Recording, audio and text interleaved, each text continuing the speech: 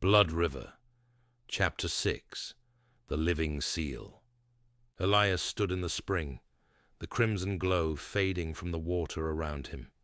He was still himself, but also not. Every drop of water in the river, he could feel it. Every stone on the riverbed, he knew its shape. The current spoke to him not in whispers now, but in his own thoughts, as natural as breathing. Maya and Jessie stared at him, fear and awe mixing on their faces. "Elias?" Maya's voice was tentative. Are you still you?" He opened his mouth to answer, and when he spoke, his voice carried an echo, like water rushing over rocks, like something far older speaking through him.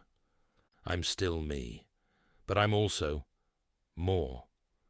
Mr. Hendricks had fallen to his knees, his face twisted in rage. "No, no, you were supposed to release the power, not bind it.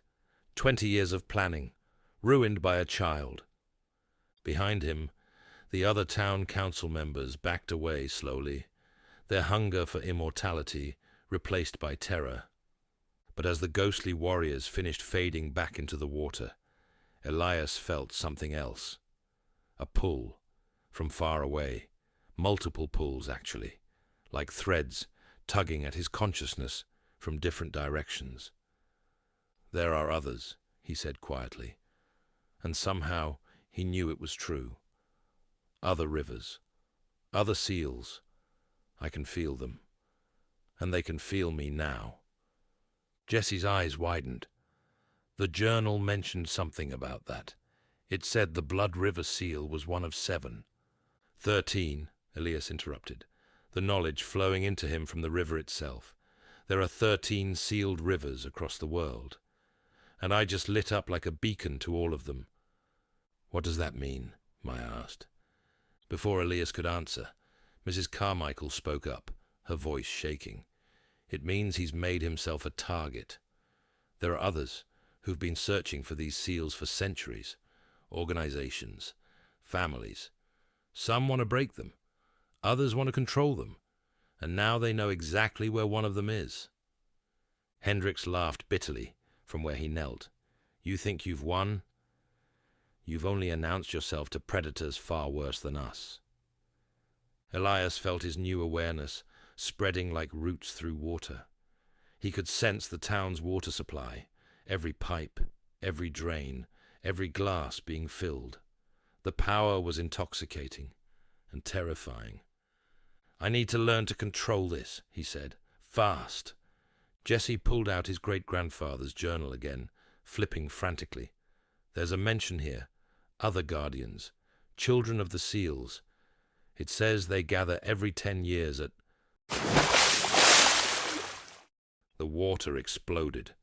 Not the spring this time, but the main river, 50 yards downstream. A column of water shot skyward, and when it fell, 3 figures stood on the riverbank. They looked young, maybe college age, but their eyes held the same knowing depth as Elias's now did. One had hair that seemed to shimmer like sunlight on water. Another's skin had veins of silver that pulsed faintly. The third simply radiated cold.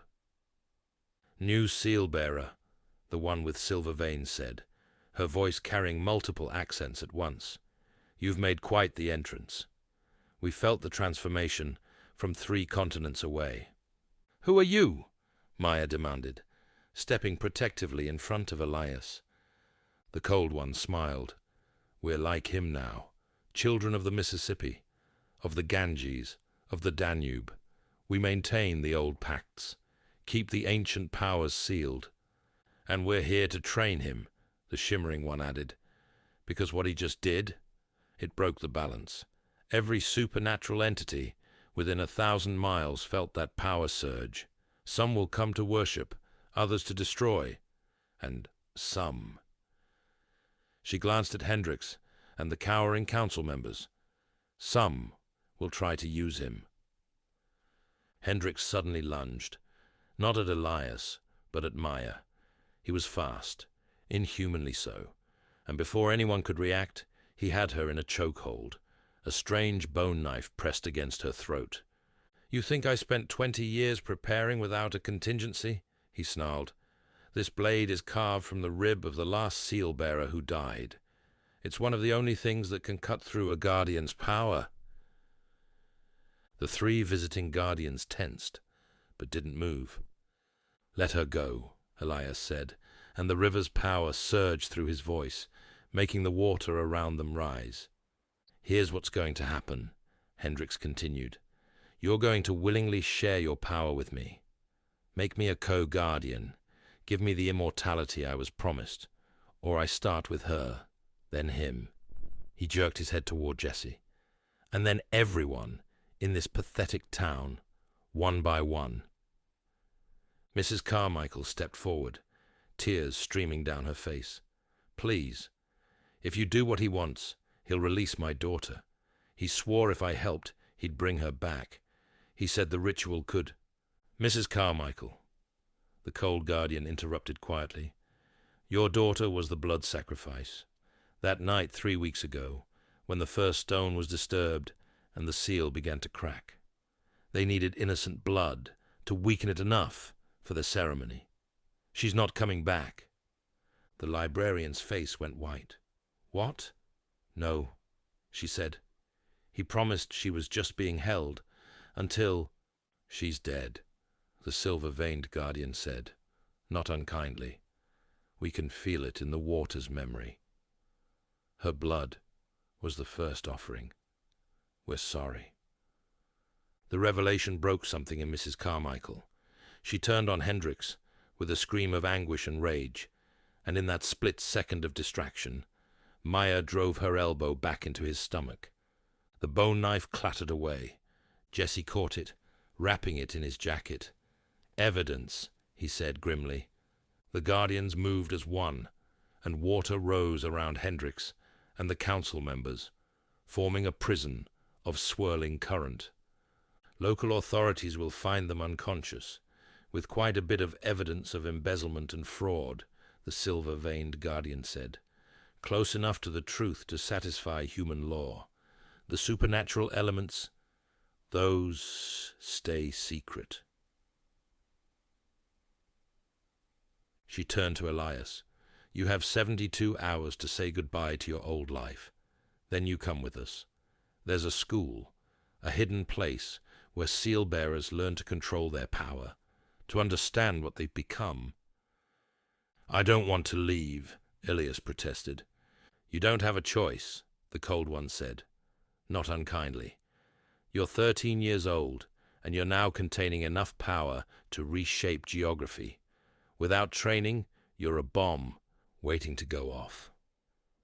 The shimmering guardian's expression softened. "Your friends can visit, once you've learned the basics. And you'll return eventually. Seal-bearers always return to their rivers.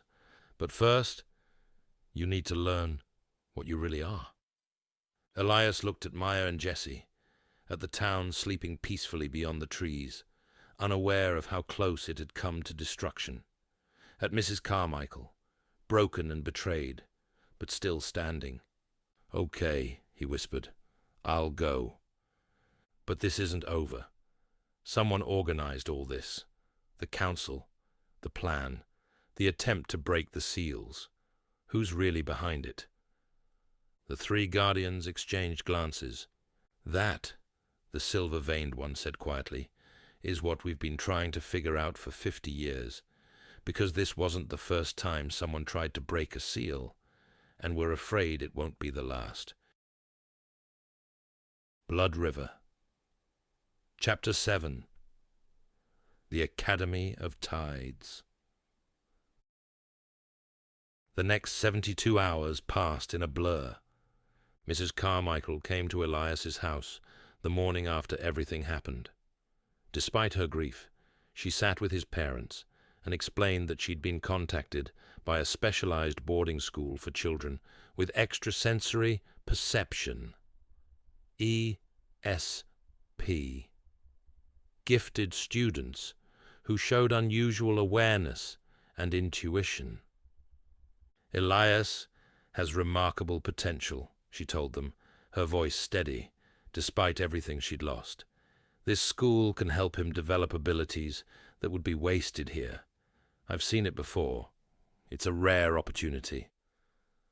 His parents were hesitant, but an educator they trusted was recommending it. His mother cried. His father shook his hand like he was already grown. They didn't understand, but they believed he was special. They had no idea how right they were. Maya and Jesse helped him pack, though none of them knew what to pack for a school that taught you how to be a living seal for an ancient river.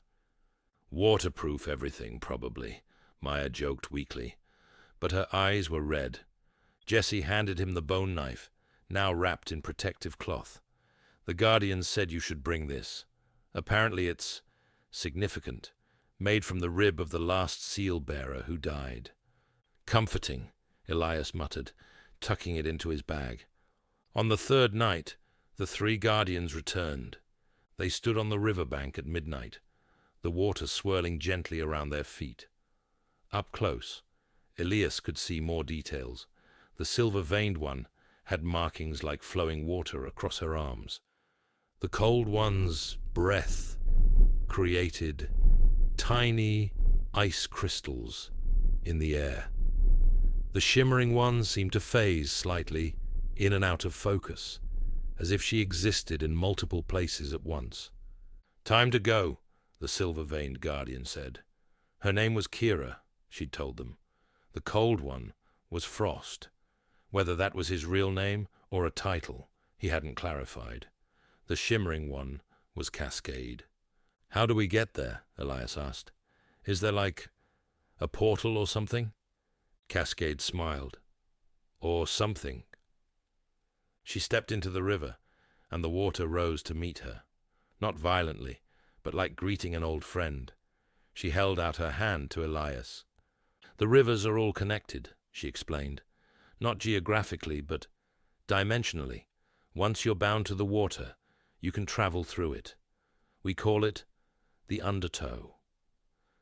Elias looked back at Maya and Jesse one last time. "We'll figure out a way to visit," Maya promised.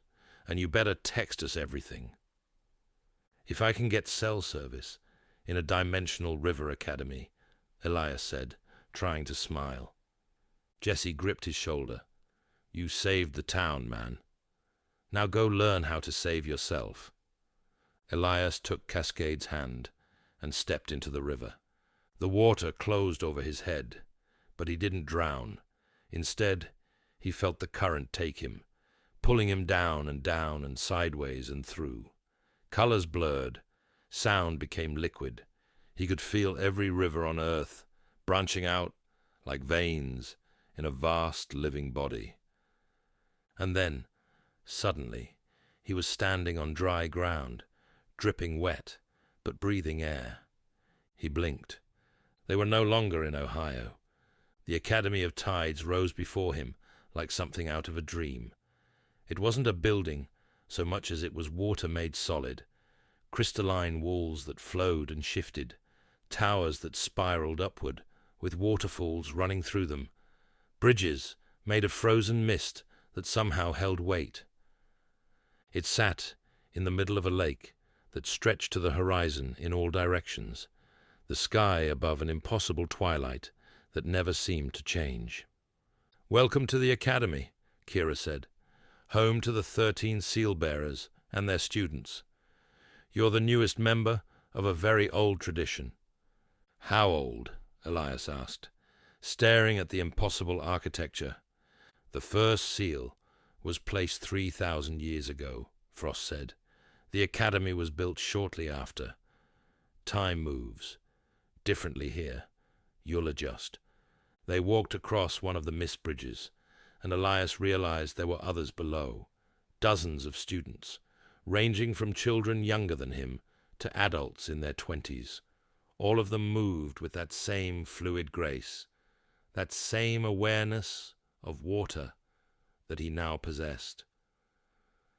"There are normally 13 seal-bearers," Cascade explained as they walked, "one for each of the great sealed rivers. But 3 of the seals have been compromised over the centuries. Their bearers died without successors. You're filling one of those empty seats." "What happened to them?" Elias asked. The guardians exchanged glances.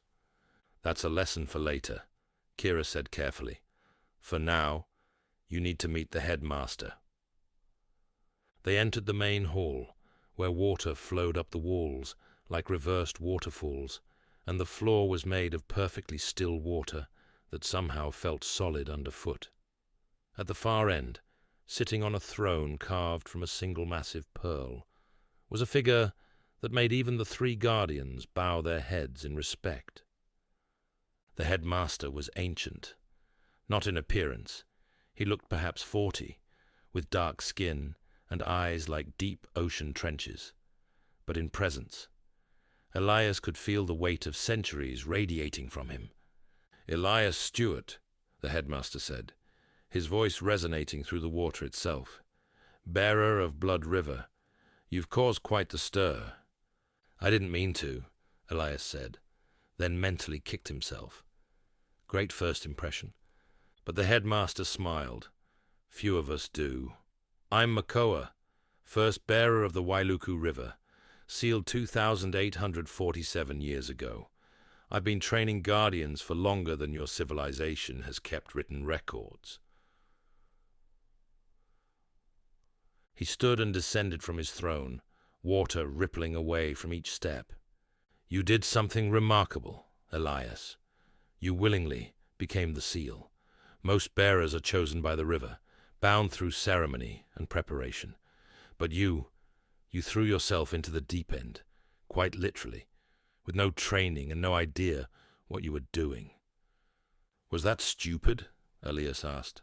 "Incredibly," Makoa said, "and also exactly what the river needed. Blood River has been dying for 2 centuries, cut off from its bearer after your grandmother's death. It was desperate enough to accept an untrained child. That desperation saved it. And you." He circled Elias slowly, studying him. "But now comes the hard part. You have power you don't understand, a target on your back, from forces you've never heard of, and about 6 months before, your body completely adapts to the transformation. If you don't learn control by then." "What happens?" Elias asked, though he wasn't sure he wanted to know. "You dissolve," Frost said bluntly. "The river power consumes you. You become part of the water entirely, consciousness scattered across every drop. It's not death, but it's not living either." Elias felt ice flood his veins. 6 months. "Which is why you start training immediately," Makoa said. "You'll take classes in water resonance, seal maintenance, dimensional navigation, and supernatural diplomacy. You'll learn the history of the sealed rivers and the ancient war that necessitated their binding. And you'll train with your element until you can control every molecule." He placed a hand on Elias's shoulder, and the touch carried the weight of ocean depths. "You asked in your river clearing who was behind the attempt to break your seal. The answer is complicated. There are many factions. The unbounders who believe all rivers should run free. The immortality cults who seek the power for themselves. The descendants who want revenge for ancestral deaths." Makoa's expression darkened. "But recently, these separate groups have been coordinating. Someone or something is uniting them. 3 seals have been attacked in the past year alone. Yours is the only one that survived the assault intact." "Because I became the seal," Elias realized. "Exactly. Which makes you either the solution to our problem," Makoa paused, "or the key to unraveling everything we've protected for 3 millennia. A bell rang somewhere in the distance, its tone more felt than heard. "That's the evening tide," Kira said. "First meal. You should eat, then rest. Training begins at dawn, or what passes for dawn here." As they led him away, Elias looked back at Makoa, who had returned to studying a massive map of the world, with glowing points marking each sealed river. 3 of the points were flickering, unstable, and in the distance, through the crystalline walls, Elias thought he saw shadows moving in the water, watching, waiting. He touched the carved stone still hanging around his neck. It pulsed once, steady and reassuring. He'd saved his river, become its guardian, left everything he knew behind. But the hardest part, he realized, was just beginning. And somewhere in the back of his mind, the river whispered a warning he didn't want to hear. They know where you are now, and they're coming.